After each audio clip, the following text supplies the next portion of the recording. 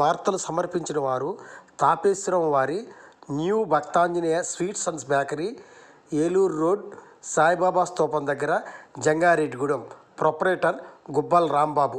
CK29 news. Palmolein రైతు సదస్సులో పాల్గొన్న ఏలూరు ఎంపీ, చింతలపూడి ఎమ్మెల్యే.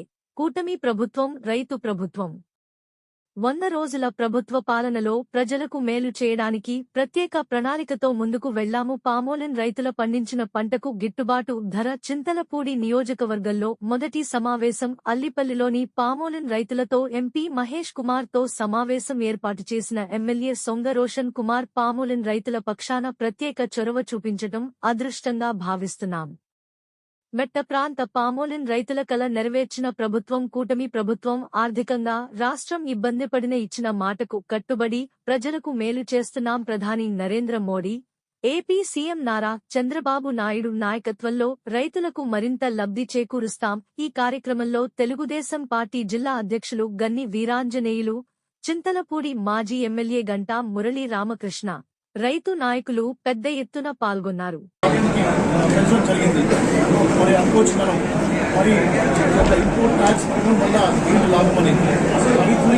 రైతుల అభివృద్ధి దృష్టిలో పెట్టుకుని అలాగే వ్యవసాయ రంగం ఇన్ఫ్రాస్ట్రక్చర్ డెవలప్మెంట్ కోసం మరి ఒక ఇంపోర్ట్ ట్యాక్స్ పెంచినప్పుడు మనం 70% ఎగుబడి అవసరంగా చెప్పినట్టు మనం ఇంపోర్ట్ చేసుకుంటాం.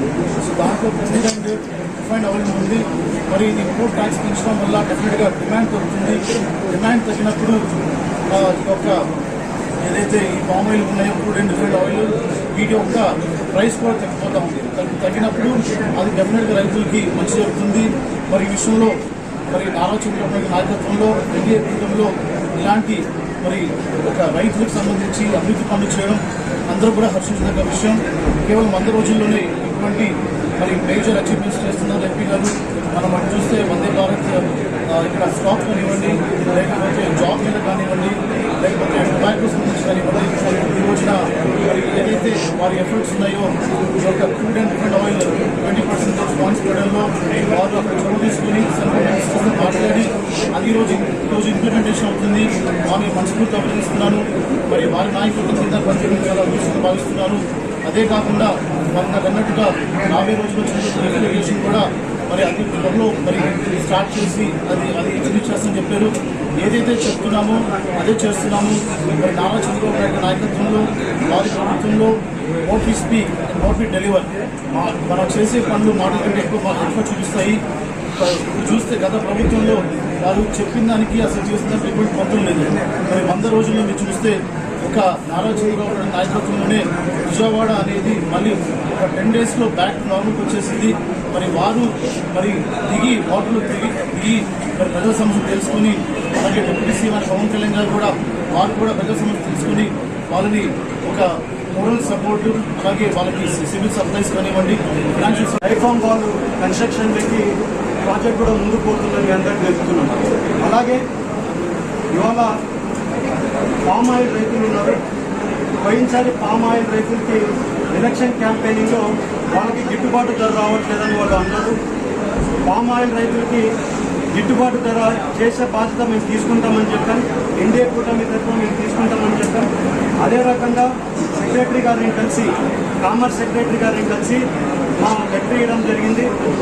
దాంట్లో మేము క్లియర్గా మెన్షన్ చేశాం 20% ఇంపోర్ట్ డ్యూటీ పెంచితే ఆటోమేటిక్గా మా పామ్ ఆయిల్ రైతులకి రేట్ వస్తుందని అడగడం జరిగింది. సెక్రటరీ గారు కూడా కన్విన్స్ అవ్వలేదు ఫస్ట్ మీటింగ్లో.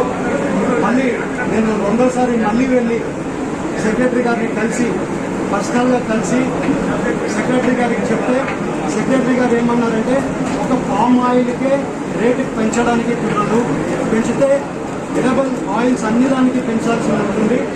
ఇది నీతి ఆయోగ్లో అప్రూవల్ అవ్వాల్సి ఉందంటే సెక్రటరీ గారే కన్విన్స్ చేస్తే నీతి ఆయోగ్తో వీడియో కాన్ఫరెన్స్ పెట్టడం జరిగింది.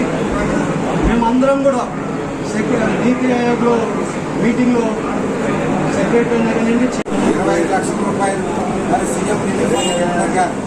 అదే కాకుండా ఈయన పార్లమెంట్ సభ్యులు ప్రతినిధిగా ఎన్నికయ్యాక మరి నిర్ణయంలో సుమారు 600 మంది ఎవరైతే నిరుద్యోగం ఉన్నారో వాళ్ళందరికీ కూడా సుమారు 10 కంపెనీలు ఇక్కడ తీసుకొచ్చి వాళ్ళందరితో కూడా తీసుకొని